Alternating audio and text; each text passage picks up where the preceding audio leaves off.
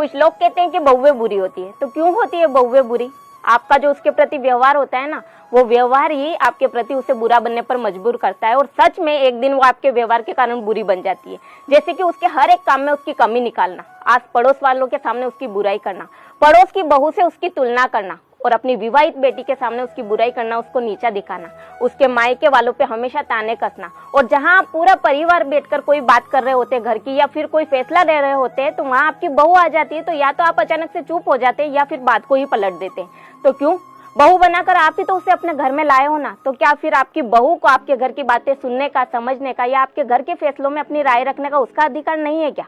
तो बुरा लगे ना साहब तो मुझे दिल से माफ कर देना, लेकिन कोई भी बहू बुरा बनने का अपने मायके से सोचकर नहीं आती है, या फिर उसके माँ बाप उसे नहीं सिखाते कि बेटा तू ससुराल जाकर बुरी बन जाना। क्योंकि बड़े ही अरमानों से हर माँ बाप अपनी बेटी की शादी करते, तो वो इस दिन के लिए नहीं कि उनकी बेटी का बसा बसाया घर टूट जाए या फिर उनकी बेटी का तलाक हो जाए और वो वापस उनके घर जाकर बैठ जाए।